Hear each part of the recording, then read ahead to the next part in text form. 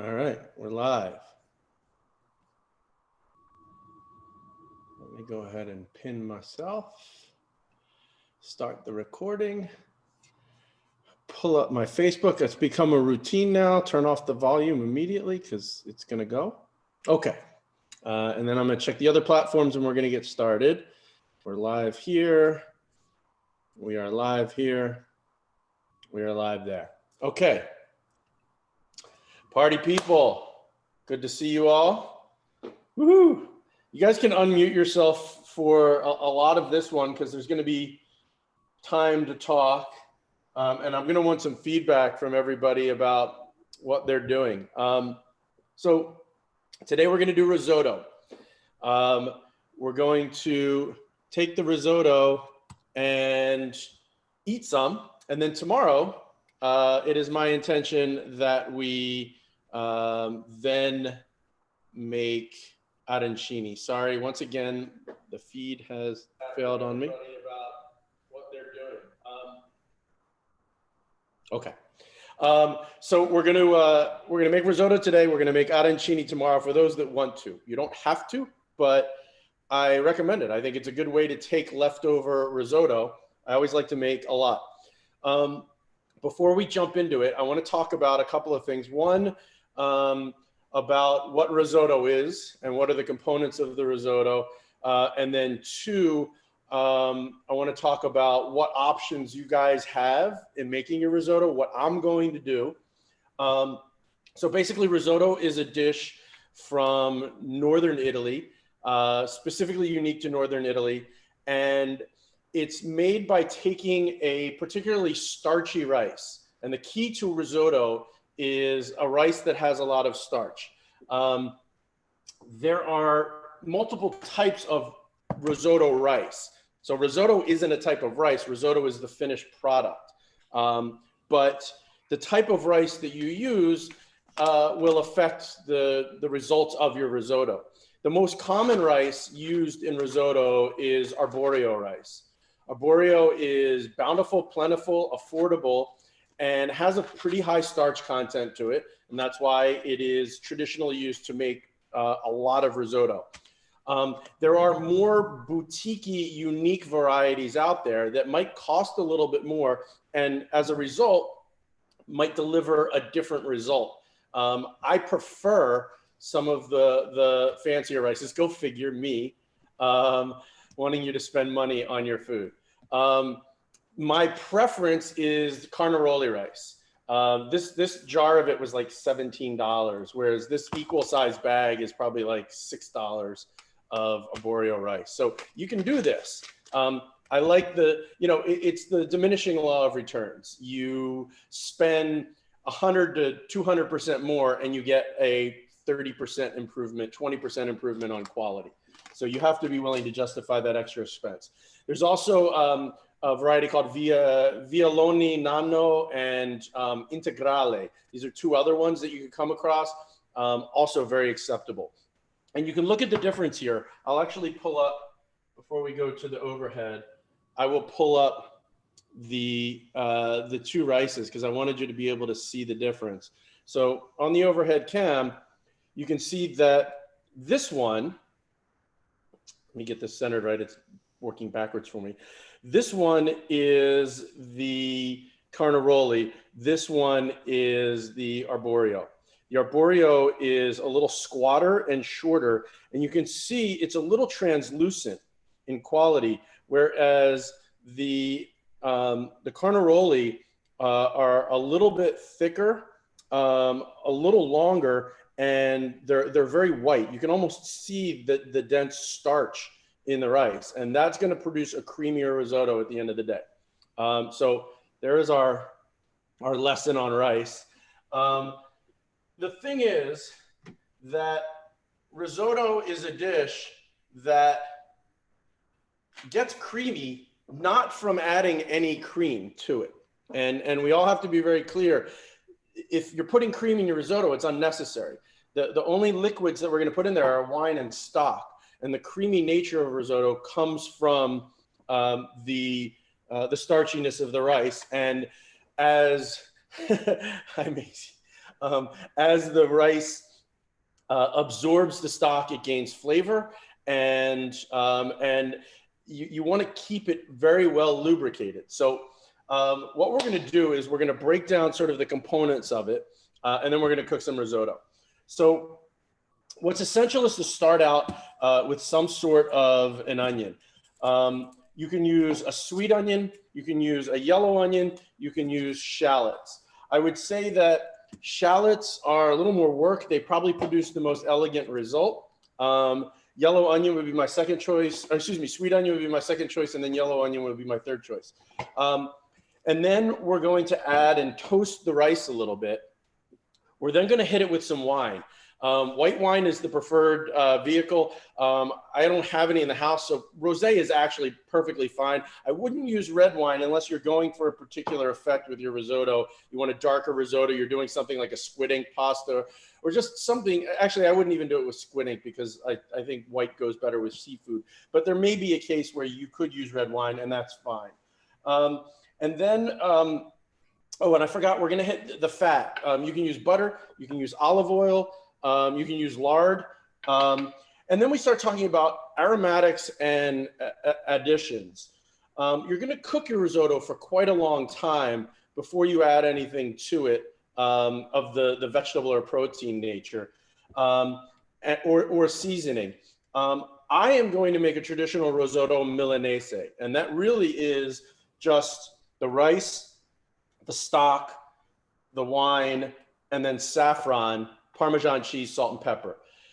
I gave you guys the option to make all sorts of different things, and I'm just curious, what is everybody else doing? You guys can chime in and let me know what your plan is so that I can provide you with support for the things you're cooking. I'm doing the mushroom one. Okay, so you're gonna do mushrooms. Yeah. So I'll give you thoughts on mushrooms. Anyone else? Carrie? You're on mute, we can't hear you. There you are. Adam. Yael. Adam, can you hear us? Yes. Yes. My daughter and I are going to be doing a vegetarian, vegan, kind of. Okay. Yeah. With mushrooms, chard, and asparagus. Okay, I'll consider that. How about Carrie? What are you doing? Okay. You're still on mute. I can't hear you, Carrie. Eric, what are you doing? So we want to do the Milanese, but we want to add some mushrooms to it. Okay. And then Marilinda, what's your plan? I'm just watching. Oh, you're just watching. Okay. I mean, I've done tons of risotto. I just wanted to see you do it. Okay. Typically, we've been asking, you're welcome to stay. We've been asking people who are just watching to stream on Facebook or on YouTube because the video is two-way. So like I'm here to give people feedback on while they're cooking, but it's fine. I have a question. What's that? I said I can ask questions, can I? Sure. No worries. Okay, so for you guys who are doing vegetables, what you're going to do is you're going to prep your vegetables and you're going to saute them. I would not cook your vegetables in the risotto. Essentially, you want to get your vegetables to be about 95% done before you put them back in the risotto, and then factor in how much time they're going to be in there. And then if you're doing vegan, you want to use obviously a vegetable stock versus the chicken or the veal stock that I'm using, which is the opposite of vegan. And I would say that the mushrooms, it depends on what mushrooms you're using. Typically, if I'm doing a mushroom risotto, I'm going to use dried porcini mushrooms as part of it. And I'm going to rehydrate the porcini mushrooms. I'm going to take the stock that I rehydrate the mushrooms in, and I'm going to toss that. I'm going to strain it and get the grit and gristle out of it and strain that back in to the stock while I'm making the risotto. The effect is spectacular. And I highly recommend getting that flavor in there. You don't want to cook your mushrooms in the risotto while it imparts flavor. You're going to wind up overcooking them. So as we go along here, those that are doing vegetables, I'm going to mute whoever's got all that noise going on. Whoever's doing vegetables, add the vegetables in at the end, saute them in the fat that you're using, either butter or olive oil, season them with a little salt and pepper before you toss them in. So I'm going to start off. I think I'm going to use a yellow onion for this. I feel like a yellow onion. This is looking like a good one. So I'm going to use a yellow onion. Yes. Can I ask you a question? Absolutely. About the onion versus leeks or shallots? Okay. Shallots What's are the best? any of those are fine. Leeks you're going to have to cook longer. So you just want to Right. make sure that you melt the leeks down. And shallots are perfectly fine. In fact, I normally would use shallots. I would say at least half the time when I make risotto, I use shallots. I'm feeling the love of this yellow onion that I have today. So that's my plan. But exactly the same process. Just cut your leeks, your onions or your shallots down super fine, and then make sure you cook the leeks longer so that they are soft. You don't want crispy bits in your risotto. So what I'm going to do is I'm going to take my onion, and as far as portions go, we're back to one of those recipes where I'm not giving you measurements. The idea here is that we're going to eyeball it, and you're going to get really familiar with what the vibe is like. So as far as the amount of rice goes, I would say that, for every person that you're serving, you're looking at, somewhere in the neighborhood of a small handful per person. And then, you want to have for every handful, probably somewhere in the neighborhood of a couple cups of stock. So for what I'm making, I want to have extra for tomorrow. So to make the arancini. So I'm going to be putting in probably on the side of about 2 cups of risotto. That'll give me enough for a portion for me to eat, and a pretty sizable amount tomorrow that after I chill it, it'll seize up, it'll get dense, and then I will have enough for tomorrow. So I'm going to chop my onion super thin and super small. I want to get it to a really fine dice. You don't have to go crazy, but you want to get it pretty small so that it doesn't overpower the risotto itself. And then especially when you get it in the arancini, you don't want to have really big bites of onion in your arancini. So I'm chopping up my yellow onion. You guys should be chopping all of your vegetables at this point. I would get them ready. And those of you that are, putting mushrooms or things of that nature in, we'll saute them while we're cooking the risotto and then put them off to the side. As far as the amount of onion, I would say that a half of onion would be about a cup of risotto. So I'm going to put in about 2 cups of risotto. So I'm going to do the full onion for proportion purposes. Oh my God, I think we have some special guests that just logged on. That is my buddy Wyatt and Lincoln. Oh boy. Yeah. Hi, guys. We're excited to watch you cook. Hi guys. Hi. What's They going on, wanna learn. Wyatt? Cat got your tongue? You're not going to say hi to me? I'm going to jump through the screen and I'm going to eat your belly if you don't say hi to me. There we go. That's better. Do you have a voice? Did you lose your voice? Oh, We have swords. No, You have swords. They have swords. You have swords? Wow. What are you doing with those swords? they're just craft swords. Oh, really? Yeah. Wow. Well, I am so excited to see you. I've been missing you while we've been in lockdown. Have you guys been having fun playing with each other and driving your mom crazy? Mm-hmm. Are you driving your mom a little crazy? Uncle Jesse gets driven crazy during the day. So Are you guys up in Healdsburg? yeah. Oh, Yeah. fantastic. And Uncle Jesse's up there with you? Yep. Oh, you guys are having fun then. Pretty good, all things considered. Scary Yeah. times, but Is the pool open? yep. Open for business. Oh, well, I'm hoping that times change quickly so I can get up there and visit you. My friend Eric is on here, who you've met, Eric and Robert, at various things. Hi. And they're up Our in neighbors. Yeah, you guys are neighbors. Okay. So I have chopped my onion.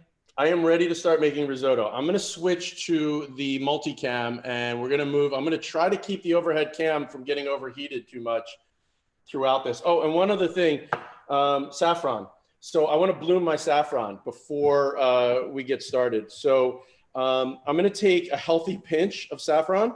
I have this lovely stuff from Persia that my friends who are Iranian, they pick up for me every time that they go. So I'm down to the end, but still have some. What I'm going to do before I add water to bloom it, and I probably put in less than a teaspoon here for the amount I'm making. I'm going to take my muddler and I'm going to mash it into a fine powder. That way it will distribute itself better. When you see, actually the picture that I had on this event had risotto with you could see the strands of the saffron, and I prefer to take it, mash it down to a nice powder, and then add some really hot water. I actually boiled some water for this purpose, and just a little bit, and then put it aside and let it bloom, and it'll turn a dark, dark yellow. And then we're going to toss that in later on. So we're going to move over to this camera. I am going to turn my my burner on to a medium high, and here's where you make your first choice on fat. I think butter makes a really creamy and lovely risotto. Olive oil is perfectly acceptable. You can use a combination of both. I'm going to take, that's probably 1.5 tablespoons to 2 tablespoons of butter, and put it in my pan. And I might even hit it with a little bit of olive oil as well. Some of the medium stuff, when we talk about the quality of olive oil that we use, I've got my 3 different varieties. I would say that in here, I'm going to use a medium quality. I am concerned about this camera overheating, as it's done many, many times. So I'm going to try to move it away from the major heat. The other thing is that I've got a pot with my stock on the other side. So I'm using chicken stock that I hit with a little veal demi-glace. So I didn't have access to actual veal stock, but I did have access to veal demi-glace, which is essentially just reduced down veal stock. In my opinion, veal stock is the finest stock to use when making a risotto. It adds a really earthy flavor to it. Mixed with chicken stock, it balances really well. So you get a bit of that earth, but you also get the light nature of a chicken stock. So yes. Adam, quick question. So roughly in terms of, if we're doing, so we're going to do a little bit more risotto. We're going to do 4 cups of risotto. Okay, you're going to do a ton. Yeah. How much stock should we? I would say that you're probably looking at about 1 quart per cup.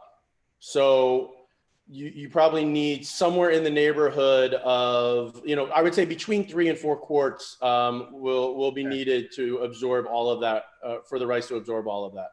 And then do you recommend, so we don't have the veal, we have some beef and we have chicken stock. Would you do so for Milanese, I would do primarily chicken stock and maybe hit it with a little bit of the beef. Okay. And as I've said before, guys, homemade stock is really going to be your best bet. I don't like the store-bought stuff. That said, in absence of it, the order, the hierarchy of what you want would be, a quality homemade stock, and then maybe a quality homemade broth. But, in risotto, the fattiness of the broth, I might skip that and go to a high-quality store-bought stock. They make some frozen kinds that I think are better than the box kinds. So, try to find the best quality stock you can. All right, so before my butter browns here, I'm going to turn it down a little bit, and I'm going to add in my onion. And we're going to melt the onions down. And we don't want to burn the onions. You don't want to caramelize them. We just want to soften them before we toss in our risotto. So just make sure you have enough fat in your pan to get yourself a nice softening. The other thing you can do is you can cover it for a couple minutes to sweat them. That makes it soften a little bit faster. So I'm not adverse to putting a lid on it and softening your onions. So for you guys who are going to be doing vegetables, I would say as long as you have them prepped while we're stirring, the process of adding liquids to the risotto is fairly long, but you do have to be present and involved. Thing is, you could have two things going at once there, as long as you're paying attention to your risotto. You could be sautéing whatever vegetables that you are planning on using. Welcome, Sklars. Good to see you. Jack, we're making risotto, my friend. We have people on the Facebook channel that are saying hi. So as you can see, they're already starting to soften nicely.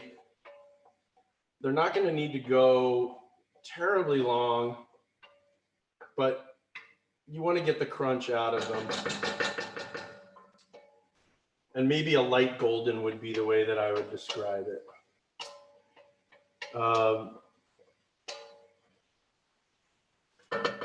I'm also going to just check on my saffron and give it a little stir because it tends to settle. And I want to make sure that it gets nice and incorporated. But if you want to see the color of this, I'll put it in the overhead. Look how deep, almost red. Where's the camera here? There it is. So you can see it's pretty red, the color of the saffron. When it's dispersed out, it'll go nice and yellow.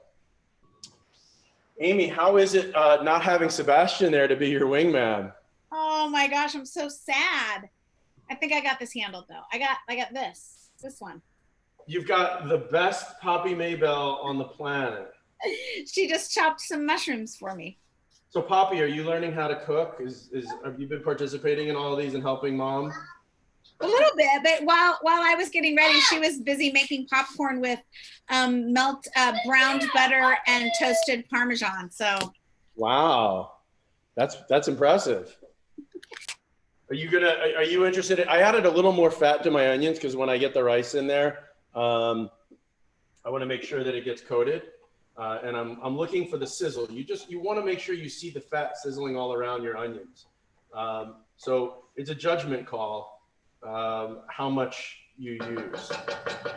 And then I'm gonna prep the rice. So what we're gonna do is when we put the rice in, we're gonna toast it. And we'll put it right in with the onions and the fat. I'll measure out some. I'm not really concerned that much about measurements. That's about a cup right there. So I'm gonna be making I think it's about 2 cups. That amount of rice is going to make quite a bit. You're going to see it, I would say, triple in size plus the room for the stock in there. So Eric, 4 cups is going to make a pile. And here's the thing. I think the important thing to consider, Eric, is that I don't think risotto reheats very well. So what I do with it is I make arancini. And that's what I was thinking, for enough arancini. So I think we'll do 3 cups. Okay, and then arancini freeze really well. So tomorrow after we ball and bread them, you can freeze them raw like that and then bring them out and reuse them as you need them. I do that quite often. In fact, I usually make them at Thanksgiving, which Cousin Amy is very well aware of. And we often have many leftovers of the arancini that I make for that. And I'll just reheat them. I also do arancini at my latke party pretty regularly because the latke party is all about fried foods. Let's see how we're doing on heat up here. I think we're okay for now. So my onions are just about there. I'm going to give them just another minute. I don't want to shortchange them. I want them to sort of melt into this. And then I'm going to take my rice and I'm going to toss my rice in right with the onions and stir it all together. And now you're just looking to toast the rice. I'm going to turn the heat up a little bit. And as you toast the rice, you may start to get a bit of a smell of the toastiness of the rice. It's very subtle. But this is an important step to prep it for your next thing, which is going to be your wine. So how much wine is going in here? I would say I'm going to hit it. And here's an important part. When you're making risotto, every liquid addition you do, the Italians have a word for the amount of liquid that's in there and the action that it creates, and it's called all'onda. So you want to think about all'onda, which means the wave, okay? And the wave is the motion that the risotto makes with the liquid in there when you shake the pot. So when I do this, what I'm going to be seeing is there's going to be a ripple in there that's sort of like a little mini wave. And I always want, after I make an addition of stock, I want to have that wave every time. And the same thing goes with my wine. So when I hit it in the beginning, it's probably going to be, and I tend to do a little bit more just because that's my nature. But there's probably going to be a cup of wine in there. What you want to have in your hand as we're doing this is you want to have a towel. You want your stock to be hot, Yael, as well. Get your stock on the stove so that it's hot. You're going to have a towel in your hand, and you're going to be prepared to do this. So you want to be able to shake your pan like I'm shaking here once you get your liquid in there. So I would say that I'm pretty well toasted right now. And I'm going to take and give my first hit of liquid to this. It's going to steam up. I'm going to get a big billow of steam. It's going to reduce the entire temperature of everything, and then you're going to bring it back up to temperature. So I'm going to hit it with a nice healthy dose of wine. I'm going to shake it. So look at the shaking and see the wave that's being created. Okay? I can't see the pot, the overhead. How do I have a setting wrong for And that? you need to go to gallery view and zoom, and you'll be able to see it. So you can see that as I shake it and I pull it, it flips over, okay? That's the wave. You see the little wave that happens right there? That's all'onda. And now I'm going to turn down the heat a little bit. I'm back up to temperature. It's sizzling nicely. I got my wine in there. And for every addition of stock that we make from here on out, we're going to be adding about enough. Somebody's got a loud noise coming. Let me see. Who is that? Yeah, I'm going to mute you. Me? Yeah. Okay. So every time I add stock, you don't want it to get to a point where it starts to get dry and sticking together. This is about as far as you want it to get before you add in the next. So the grains are still apart. There's still movement in it, but I am ready to add my next addition. And I'm basically taking, it's about a half a cup ladle. I'm adding that in, and it will immediately start bubbling lightly again. And immediately I should have the wave, okay? And we're gonna keep doing this as long as it takes, as it gently absorbs the stock. And I want the temperature to be regulated so it bubbles a little bit. This is a little high right now. And I want to keep moving it until it's fully absorbed. I would say, 85% absorbed. And then you're going to, and if you can see, I hope it's clear enough here, you start to see that it's still loose. There's still liquid in there. It's absorbing nicely. And then I'm going to add some more in once it gets back down. And you're going to keep doing that over and over and over again until we get to al dente, okay? At that point, when it's al dente, that's when you're going to toss in your vegetables. You want to keep a little stock at the very end. So here's the thing. Most of the risotto that I have eaten in this world is overdone and undersauced. The objective here is to get your risotto to be smooth and creamy like a porridge, but not overcooked like an oatmeal. You don't want it mushy. You want there to be a bite to the rice in the bed of a creamy sauce. And it's an art to get there. So many chefs, whatever the reason, will, I'm about to add more liquid. So many chefs will take their risotto too far. They'll either overcook it and it'll turn to mush, or they won't add enough stock. So if you look at the texture of this, this is almost the texture we're looking for when we're done, as far as the amount of sauce and creaminess and the movement. So when we're ready to plate the final dish, we're going to be looking for enough moisture. And if you run out of stock, get some more stock. Use water if you have to. At that point, when you're at the very end, you just need liquid. And you've already added so much flavor to it that you want to keep it thinning out so that you get the right texture.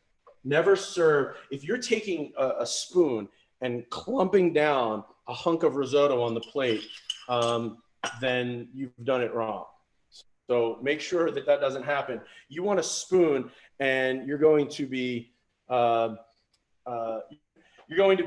of pouring a bed of beautiful creaminess. How do you like that description? Now, everybody's going to ask me the question, how do you know when it's done? You don't set a timer. You can't eyeball it. So, as I've told you, Amy, like I said with pasta, when you've asked me, when is it done? What do I say? Me? Yeah. I was thinking that, well, you taste it. There you go. Yeah. She's my best student, everyone. But It's done when it's done. It also reminds me of my favorite college professor. When someone asked him, how long should the paper be? He said, how long is a kiss?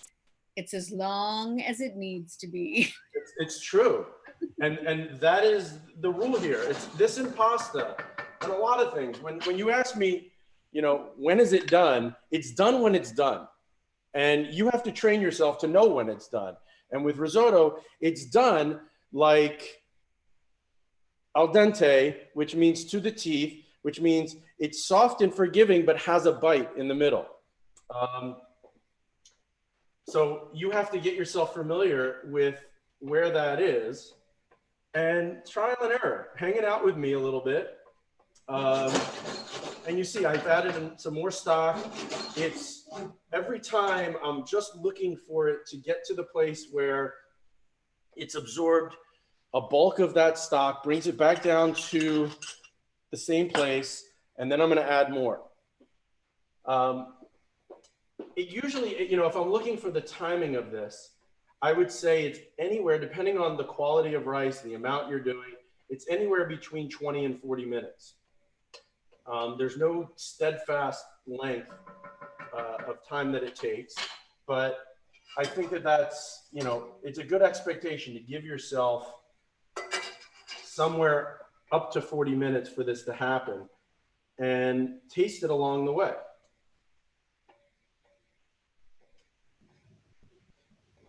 I've been talking a lot. Whew. That's work.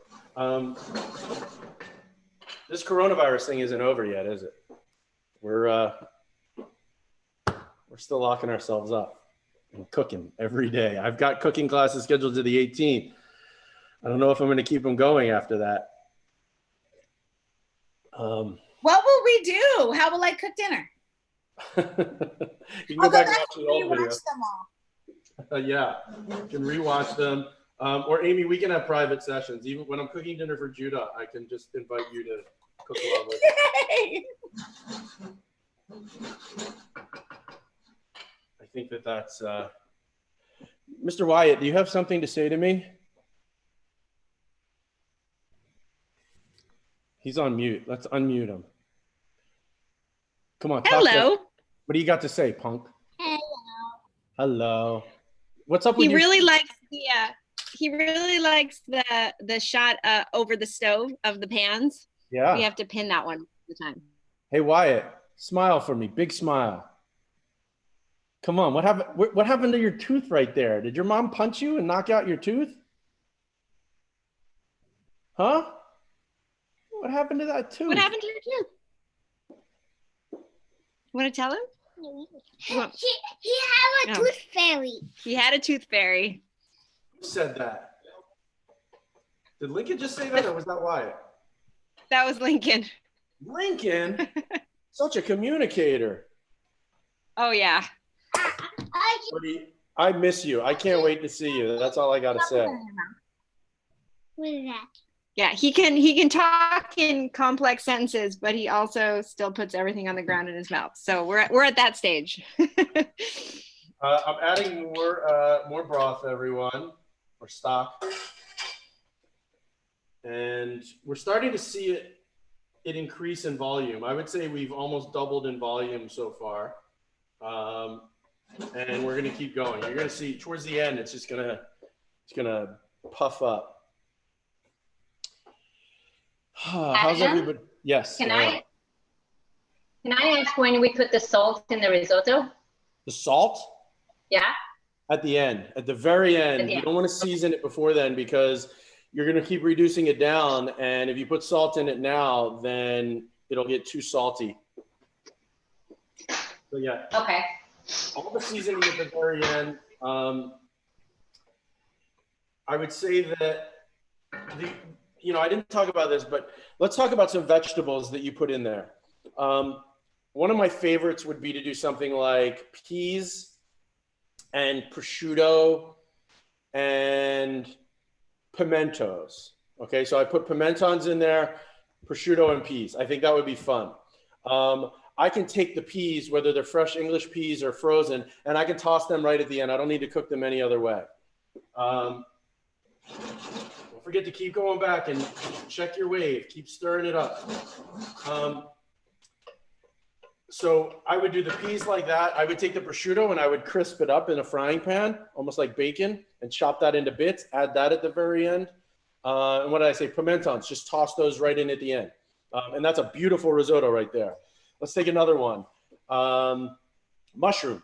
Okay, so mushroom, like I said, I think that what would really work well is taking porcini mushrooms as your base, rehydrating those, chopping those up, taking the liquid and putting the liquid in at this stage and cooking with the liquid as part of the process. And then I would take assorted other mushrooms, portobello, shiitake, any type of mushroom, morels. Oh God, morels. And I would chop those up, saute those in a little butter, hit them with a little salt, take them to the point where they're just not mushy, just cook through. And then right at the end, toss those in. You'll have the stock enriched by the porcini, and then you'll get the mushrooms themselves. With mushroom risotto, I would probably also season it with thyme. You could use rosemary. Rosemary is going to be big and bold. Anytime you put rosemary in a risotto, it's going to have a really powerful effect. So I would make sure that you chop your rosemary super, super fine and don't use too much of it. But rosemary would work well with that one. I am probably going to put a little parsley on top of that. Green onions would have been at the beginning. So like your shallot or your yellow onion, you can do green onion, I would say you can do green onion in addition to your shallot or your yellow onion because it has a very different component to it, using all the parts all the way up to the green. And that would work well with, saute it with your mushrooms then and toss it in towards the end. So yeah, green onion would work well. Seafood risotto. One of my favorites is to take and make a shellfish risotto. So continuing to work this.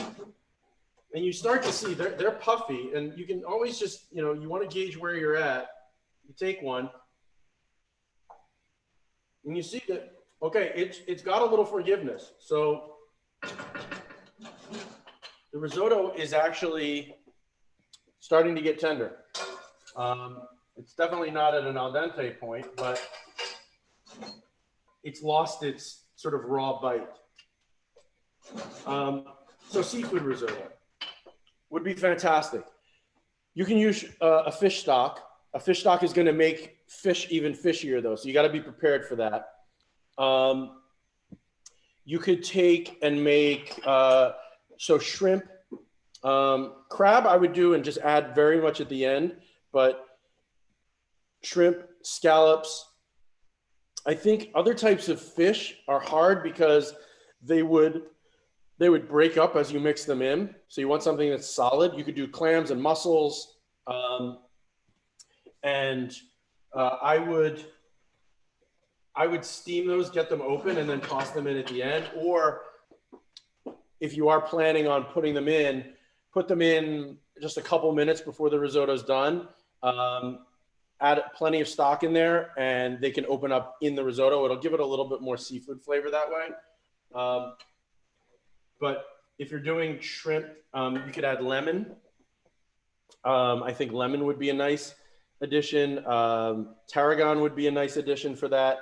I would probably use chicken stock personally, because I don't want to go fish on fish in that scenario. Personally, I think it's too much fishiness. And capers would be a really great addition to that. So I've done on a number of occasions sort of a lemon, caper, shrimp and scallop seafood risotto that comes out spectacular. And in particular, rock shrimp. I think rock shrimp is phenomenal in a risotto. Okay, so we're getting closer. You can see now it's definitely more than doubled in volume. Let me bring the temperature up just a little bit, and I'm going to give it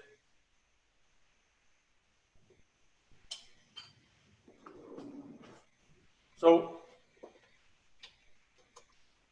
it's still not there, but I would say we're close. We've probably got another between 5 and 10 minutes of reductions. Because the volume has increased, you probably need a little bit more stock in these final turns. Now, here's the thing to think about. For the arancini, we're going to want to have a tighter risotto. So everything that I just told you about what you do when you serve a fresh risotto is important. For the arancini, you want it to be a little bit tighter because the arancini have to stay together as a ball, and loose risotto doesn't work as well. So what we'll do is we'll pull out the risotto that we're going to eat when we're done, and then we'll just let it cook a little bit longer for the arancini. And that'll absorb a little bit more of the liquid, and then we're going to cool it in the fridge overnight. And tomorrow you'll see it'll be really seized up, nice and dense. And that'll be perfect for our use. Okay, so at this point, if you have sort of a nice tender texture to your risotto, you're going to think about adding some of your vegetables to the finish that need a little bit of finish. And I didn't lose that. Never mind, I lost Amy. Thought I lost the overhead camera. So you want to think about, this is the time where the longest cooking vegetables and aromatics and spices and herbs, you're going to start thinking about adding them in now. Up until now, nothing. I'm going to go ahead and I'm going to put my, my saffron in here. And you'll see it's going to go yellow pretty darn quick. And I'm going to scoop up with what I use to bloom my saffron. I'm just going to clean it out with some stock. And then boom, look at that. All of a sudden, my risotto is a deep yellow. Beautiful. And, oh, it's got that saffron smell, which I just love. So this is sort of the critical finale here. This is the point where you're gonna keep an eye on your risotto, and you're gonna make sure that when you serve it, look at how loose this is. You see how it's moving? That's going to be the looseness that I'm seeking when I'm serving it. It's still not there as far as the creamy part yet. It's getting close. Still releasing starch into the risotto. But I'm going to now just keep adding liquid. And then the last bit for me is going to be adding in Parmesan. Always Reggiano Parmigiano. You're all going to want to use some sort of a cheese, unless you're doing it vegan, and then you don't have to, or you can use brewer's yeast or something like that. For me, Parmigiano Reggiano above, say, Pecorino is the choice, simply because it's less salty, it's more nutty, and it's got a certain creaminess to it. So that's my choice. But look at how beautiful this risotto is. And I'm going to give it at least one more stock addition, maybe two. And this is the point where you just want to start tasting it. You say, how many minutes does it have left to get to that al dente? It's close. I would say, like I said, one, maybe two more additions. And then what I'm going to do is I'm going to turn off the fire when I add the cheese, because I don't want the cheese to get glumpy and stringy, which it would do with too much heat. And the other thing is that I got my salt nearby. So after the next addition, I'm probably going to season it. I'm going to get a serving plate. And I will put together a finished portion. I'll probably put some, no, I don't know about the parsley. I'm kind of, for the photographing purposes, I don't think we need parsley on it. Risotto Milanese is traditionally served with braised meat, some sort of like a red wine braised meat sitting on top of it. Bone marrow is a great accompaniment.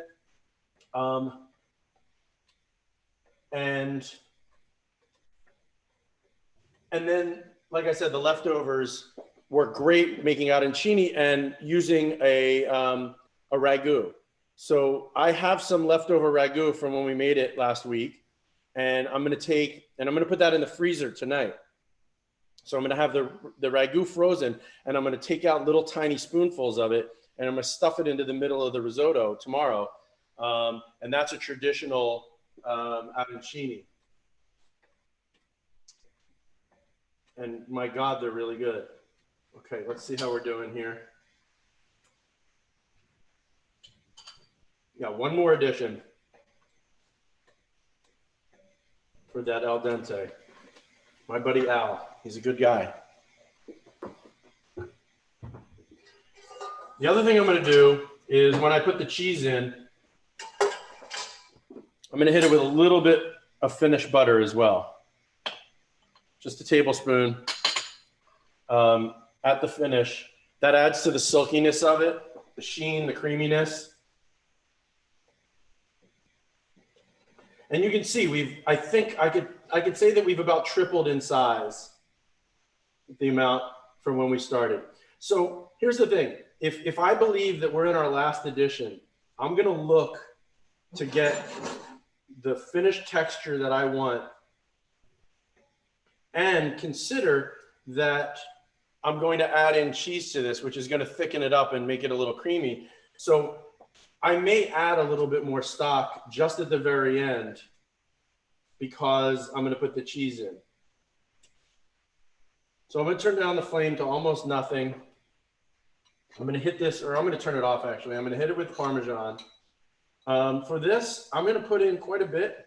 I would say that's 1 tablespoon, 2 tablespoons, 3. I'm going to give it a mix. Now I'm going to put the heat back on really low and take it to the finish line. I'm going to taste it because this is where you would add salt, which is after you put in the Parmesan, because the Parmesan adds a bit of saltiness to it. Okay, you can see how it's gotten thick and creamy. I'm going to taste it and see if that was enough Parmesan, and then I'll maybe a little bit more, because you want to taste that Parmesan. It's a very present note, and then it needs salt. I'm going to go with 2 pinches to start, and then taste it. Look how beautiful and creamy that is. Oh, God.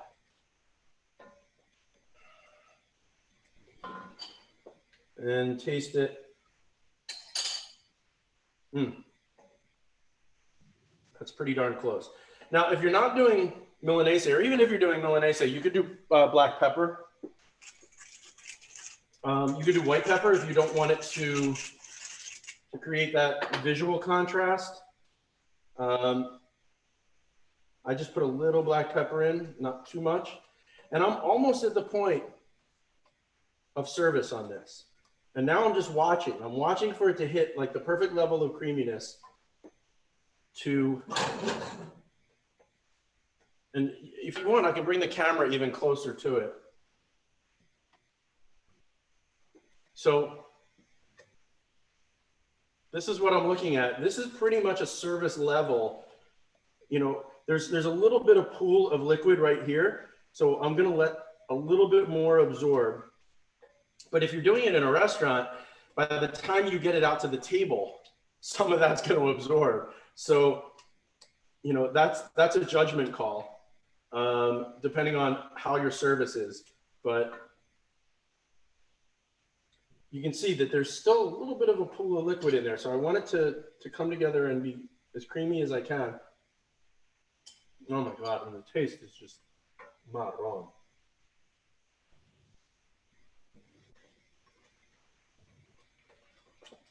And that's where you're serving risotto right there, okay? If you've seen a lot of risotto that is otherwise denser and gloppier, then they're not doing it right. So I'm about 30 seconds away, and then I'm going to pull it off. I'm going to plate it, and then we will sign off after we're done with this, and I will give you instructions for tomorrow.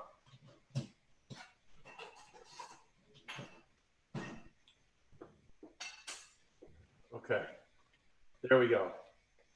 Hey, Zolot, how much Parmesan did you put in? I put in about 4 tablespoons. Oh, in okay, mine. not a lot. It's significant. Okay, there it is. You see how I'm getting these little bubbles? That's done. Okay. Anything beyond that is overcooked. So you get the little guppy fish out there going like that. That's done risotto. I'm gonna take a little of this for my service tonight. And then I'll hit it with a little more Parmesan on top.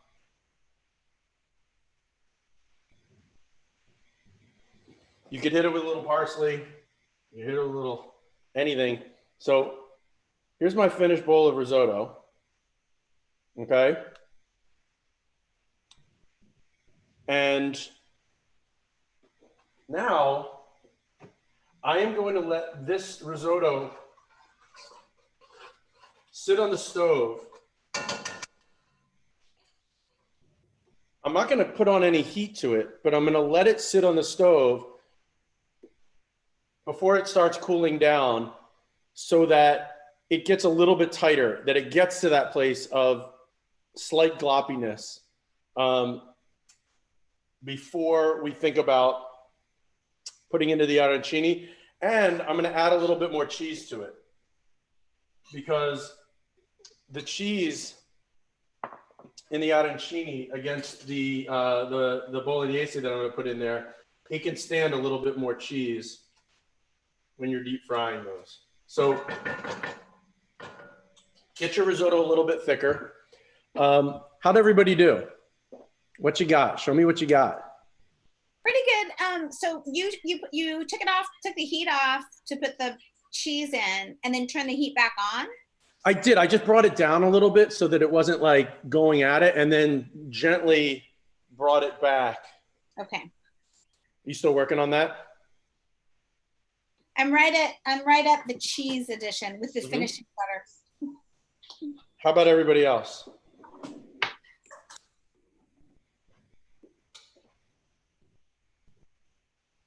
Adam. Kane. Okay, so I cooked the risotto for tomorrow for the arancini, and then I'm gonna put it on a flat pan. You can, when you're done.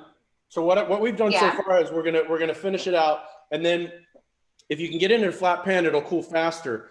But you can also just put it in a plastic container in your fridge. Okay. Yeah, it doesn't have to be. You know, it'll go faster if you put it on a sheet pan if you have room in your fridge. But you could also, I use like a plastic bucket. My fridge is pretty packed. And as long as it sits overnight, by the time we assemble tomorrow, it should be cool enough. And if you're stuffing it with cheese, then we'll talk about it tomorrow. You can chop those into small pieces. If you're stuffing it with a bolognese, make sure you put your meat sauce in the freezer tonight. But that should be it. We have made risotto. How did yours turn out, Yael? Actually, it tastes really good. Yeah. I put some herbs, Mm-hmm. the Provence inside. Oh, lovely. Make sure what? I was telling everybody, Tastes really good. Make sure everybody seasons it with enough salt. Important to get your salt in there. All right. So tomorrow, I was definitely on the border of maybe over. All right, so we'll be back tomorrow at 5 to make the risotto balls. What you'll need for that is breadcrumbs. I'm going to use regular breadcrumbs, and I'm going to season these myself. You can use panko if you want, though. Just gives it a different texture. So either or, I've done both, and they're perfectly fine. It's more traditional to use the regular breadcrumbs, but either way, you're going to need egg and flour, and then something to fry, relatively small deep fryer setup. And we'll go, and then your risotto and whatever you want to stuff in them. So if you want to have like a little cheese pull, a gooey cheesy bite, then I would use, you can use mozzarella, you can use provolone, you can use fontina, some sort of a soft and chewy and stringy cheese. And then, like I said, I'm going to do it with this and with meat sauce. And I'm going to stuff little meat sauce balls in the middle. And like I said, I'll be freezing my meat sauce tonight for that. So any other questions? Everybody good? Carrie, how did it turn out? No audio. Eric? You good? There it is. All right, guys, enjoy your dinner tonight. I love everybody. And I will see you all tomorrow for the next step. Oh, look at that. Beautiful, Amy. Beautiful. Good job, guys. Thank you. Thank you.